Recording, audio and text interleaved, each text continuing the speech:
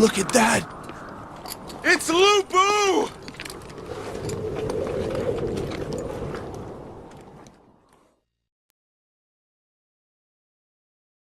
My god, we already made it up to Dynasty Warriors 9. I genuinely mean this when I say it, but the Dynasty Warriors series is one of my favorite games of all time. I fully admit the game is not perfect and is pretty repetitive, but just like the first time we all encountered Lu Bu outside Hulao gates, we kept coming back to beat the game. And here we go again, for the 9th time. Fuck Daenerys, Koei Tecmo's the real breaker of chains. Koei Tecmo have reworked the game arguably for the better. They've made it open world. That's right, while you traverse ancient China, you will encounter loads of different environments, including mountainous regions, flat plains, snow, villages, cities, and even the Yellow River, which is a real location in China. There's not been any information released yet regarding how big this map is going to be, but just to put things in perspective for you, the Chongjiang River will take 5 minutes of solid swimming just to cross. That's just the river. Not only that, but all these beautiful locations will be presented with a day and night cycle, including a dynamic weather feature, but it keeps coming. The weather can actually be played as part of your advantage in your strategy. Attacking at night would actually lower your enemy's vision. The same can be said about rainy days.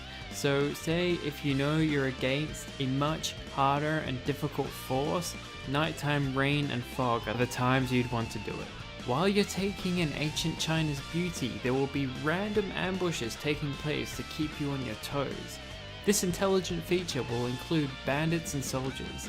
The only thing I wonder is if they'll throw in these random elemental predators like the Flame Tigers and the Frost Wolves and Dynasty Warriors 7 Empires, I believe.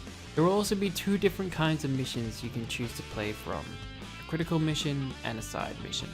Throughout the game, you will work towards completing multiple critical missions. However, these missions will be far from easy. If you're a hardcore gamer and you think you can handle it, by all means, go for it.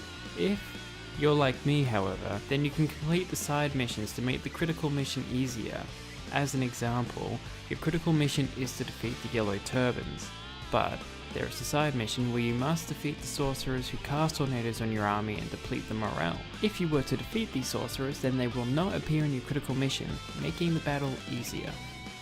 When it comes down to the actual combat of the genre, they've actually managed to make it a bit more interesting. Now, Koei Tecmo have implemented a proper moveset that you can customize to keep things a bit more interesting.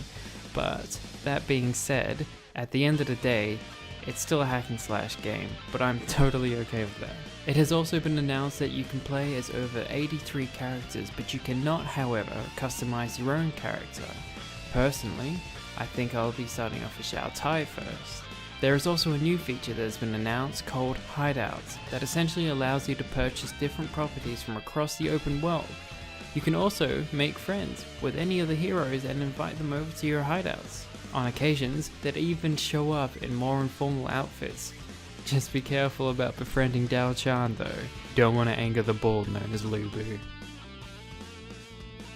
誰か声を上げろ上げてくれ呂布殿に付き従えと声を発しろそうすればここからでも体勢を逆転できるのだ